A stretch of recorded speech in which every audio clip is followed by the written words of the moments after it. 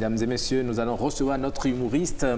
Il revient encore ce matin pour vous égayer avec ce qu'il nous rapporte. Pasteur Zane, qu'est-ce qui vous fait sourire comme ça déjà? Non, je fais mon bouquin. Ah bon? Ah bon? Très important. Aïe, aïe, aïe. Non, mais vous savez, dans la vie, il faut se donner de l'espoir. C'est très important. Des fois, oui. lorsque vous vous réveillez, vous pensez que vous n'avez pas de sous, c'est mieux de vous recoucher 5 minutes. C'est votre cas Et vous aujourd'hui. C'est réveillez. l'espoir, ça?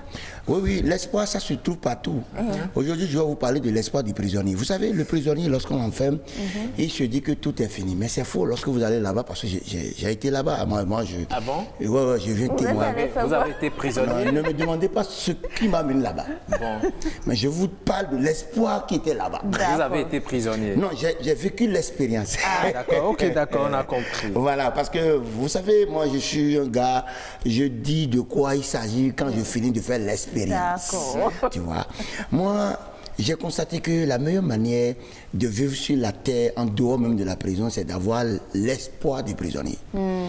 Lorsqu'on te condamne et que tu sais que tu ne peux plus sortir, que tu es entre les 4 murs, dans le décor, il y a un autre décor. Et ce décor, c'est quoi? Le gars se lève le matin, il sait très bien qu'il ne peut pas sortir de la prison, mais il se douche avec le savon le plus joli au monde et il s'habille sur son 31. Et si tu es le premier à venir, tu vas penser qu'il veut sortir. En réalité, il ne veut même pas traverser. Et il est dans la veste du matin jusqu'au soir. Il a l'espoir que le dehors est avec lui. Ah oui, ça, c'est très important. Je suis d'accord avec Ça, c'est que ça montre que le gars, il a ramené l'espoir du dehors avec lui. Et ça lui permet de ne pas se décompresser, tu vois. De ne pas être stressé, un truc comme ça. C'est ça qu'on appelle l'espoir du prisonnier. Tu vois, le gars s'habille, tu vas penser qu'il veut faire 5 km pour aller à l'église. Oh, juste l'église est à côté.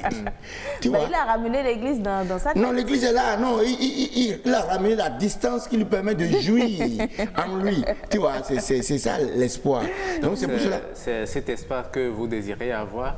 Non, je prescris l'espoir là aux gens. L'espoir, c'est important. C'est bien. Parce que des fois, quand vous avez un véhicule comme tu l'as, parce que tu as un véhicule, et que tu n'as pas un copain, ça arrive, hein, et on n'a pas un copain pour mettre de la carburation, au même moment, il n'y a pas l'argent de popote, il y a tout ça, on réfléchit, tout ça, et peut-être qu'un enfant vient dire, maman, eh bien, 500 francs, on nous photocopie, tu vois.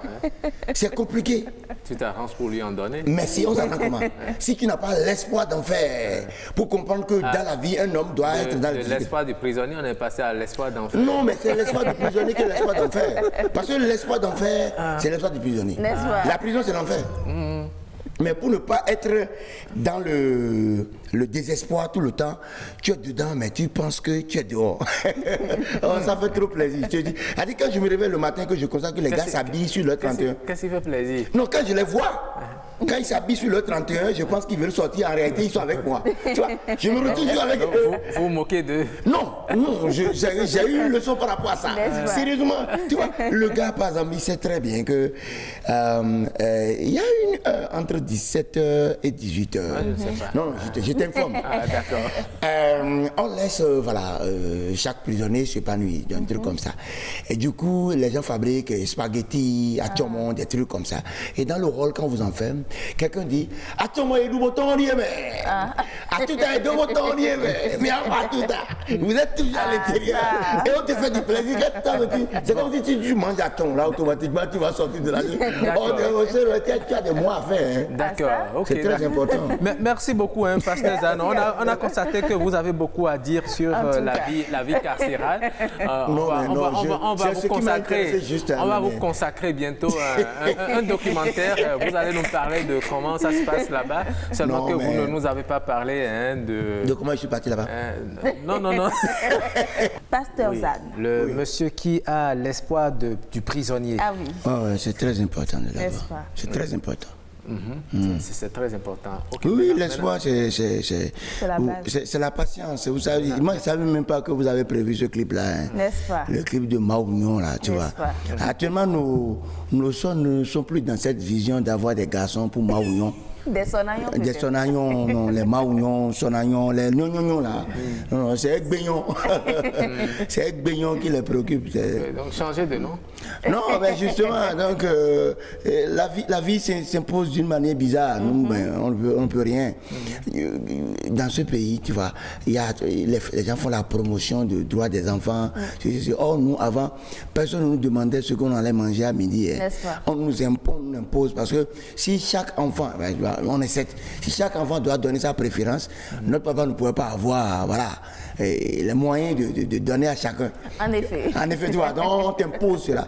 On te dit, bon, la pâte aujourd'hui, ça peut être la pâte demain, etc. Et tu n'as pas ton mot à dire. Et tu n'as pas ton mot à dire, tu vois. C'est ce que vous faites à vos enfants actuellement? Non, bon. Là, ce serait un délire. Ça dit, c'est pas ce que nous faisons. Oh non, pasteur Zan, avouez. Avouez quoi? Avouez, dites que c'est vrai. Non, bon, en fait, tout ce que tu dis, je ne peux pas dire non, je ne peux pas dire oui. Parce qu'on ne peut que transmettre ce qu'on a appris. Non, sérieux. Regarde, nous, on a fait un truc quand on était enfant. Et notre papa était sorti, tu vois. Et du coup, on a l'obligation, quand le papa sort, de rester en éveil. Quand il toque, vous devez venir l'ouvrir. Mais nous, on était tellement en colère par rapport à notre papa. Quand il est sorti, et bon, il y avait eu Oro qui était sorti. Oh là là. Notre papa a toqué, fatigué. On a fait semblant de ne rien dire. Vous voulez le tuer? Mais attendez, notre papa a trouvé des refuges bizarres. Il est parti se cacher dans les poulaillers là. Il est resté là jusqu'au petit matin. Tu sais, c'est notre petit déjeuner. Quand il est resté là, quand on s'est réveillé, il nous regarde, on regarde. Ça reste comment tu m'as pas déjeuner. Allez, est-ce qu'il va nous frapper? Qu'est-ce qu'il va faire? Nous dormons, comment on peut savoir que notre papa a toqué? Mais aujourd'hui, tu me fais ça? Non, pas du tout. Même si l'enfant fait ça à son papa, le lundi vient dire non, papa, c'était la blague. Les droits de l'enfant sont peut-être plus pris en compte. Mais il y avait ça quand on était aussi enfant. Hein. N'est-ce pas? C'est pas nous qui l'avons inventé. N'est-ce pas? Mais nous aussi, on était enfants. C'est pour ça qu'aujourd'hui, moi, j'ai bien envie de devenir enfant pour réclamer, pour dire aussi à mon papa. Malheureusement, c'est trop tard. Comment c'est trop tard? Non, des fois, vous savez, il y a des choses qu'on a envie de faire. Nous, on n'avait pas le courage, après avoir fait des bêtises comme ça, comme je te l'ai dit, de revenir encore pour dire, papa, bon, le matin, on est comment? L'enfant, tu vas te dire, papa, on est comment ce matin? Tu regardes ton enfant, tu te regardes et tu vois quand tu étais enfant devant ton papa. C'est un peu compliqué. Tu vois? Donc, moi, il y a les choses qui changent maintenant. J'ai bien envie aussi qu'on doit rechemiser aussi notre mémoire. Pourquoi? On doit rechemiser notre mémoire. Rechemiser. C'est pourquoi vous avez porté cette petite chemise-là. Oh, je t'avais dit que personne ne veut se négliger. Quand j'étais venu au départ, c'est le Django extrême. Parce qu'actuellement, il y a l'extrême droite, il y a l'extrême gauche, il y a le milieu, il y a tout ça. Donc voilà. Non, ça c'est l'extrême droite. Parce que je ne suis pas dans la négativité. Voilà, je suis tout le temps positif. Pasteur Zan est déjà vieux. Oh, mon cher ami, mon cher ami, vous êtes venu au plateau avec la chemise de votre fils. À ce moment précis de la vie. Vous êtes venu au plateau avec la chemise de votre fils. Oh. Bon, de toute façon, je te le concède parce que je sais là où tu veux en venir. Je me sens menacé parce que déjà, si la collectivité est giflée, c'est pas le papa de quoi. Le papa aussi peut être giflé à n'importe quel moment. Donc, c'est pas un problème. Je prends mes dispositions. D'accord, c'est bien pour vous. Je dois éviter ça, sinon c'est grave. Ou bien vous avez loué ça auprès de lui. Non, dites-moi ça à moi seul. Et louer quoi? La chemise. La chemise. Non, pas du tout. Non, pas du tout. Ah, d'accord. Non, qui va se négliger? Toi aussi. Donc, c'est pour vous-même. C'est pour moi-même. D'accord. Je l'ai confectionné comme ça. Confectionné carrément? Ok, merci beaucoup. Pour montrer à la vie que la jeunesse y est toujours. C'est dans la tête, la vieillesse. C'est effectivement dans la tête. Vous avez vu le commissaire Dadjo, non? Oui, ils sont 13 ans. Il est toujours en forme. Comment? Toi aussi? Oui. Quand tu vois une grand-maman de 79 ans sur des talons de jeune fille de 21 ans, va voir. Est-ce que vous voyez ça? Je vois toujours, parce qu'il y a une référence mondiale que nous voyons tout le temps. Vous, pasteur Zan, est-ce que vous voyez ça? Moi, j'ouvre même mes grands yeux pour bien regarder ça.